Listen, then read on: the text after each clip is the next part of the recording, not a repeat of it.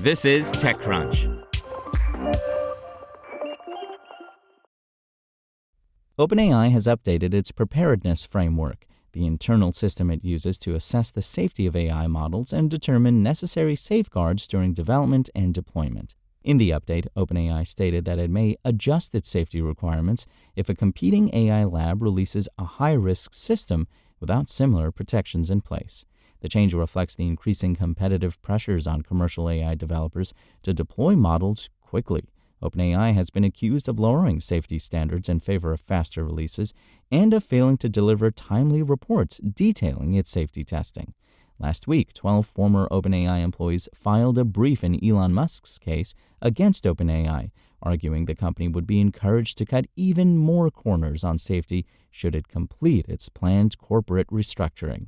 Perhaps anticipating criticism, OpenAI claims that it wouldn't make these policy adjustments lightly, and that it would keep its safeguards at a level more protective. If another frontier AI developer releases a high-risk system without comparable safeguards, we may adjust our requirements, wrote OpenAI in a blog post published Tuesday afternoon. However, we would first rigorously confirm that the risk landscape has actually changed, publicly acknowledge that we are making an adjustment, assess that the adjustment does not meaningfully increase the overall risk of severe harm, and still keep safeguards at a level more protective.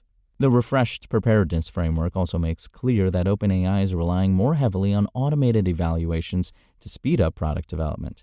The company says that while it hasn't abandoned human-led testing altogether, it has built a growing suite of automated evaluations that can supposedly keep up with a faster release cadence. Some reports contradict this. According to the Financial Times, OpenAI gave testers less than a week for safety checks for an upcoming major model, a compressed timeline compared to previous releases. The publication's sources also allege that many of OpenAI's safety tests are now conducted on earlier versions of models rather than the versions released to the public. In statements, OpenAI has disputed the notion that it's compromising on safety. Other changes to OpenAI's framework pertain to how the company categorizes models according to risk, including models that can conceal their capabilities, evade safeguards, prevent their shutdown, and even self-replicate. OpenAI says that it'll now focus on whether models meet one of two thresholds: high capability or critical capability. OpenAI's definition of the former is a model that could amplify existing pathways to severe harm. The latter are models that introduce unprecedented new pathways to severe harm per the company.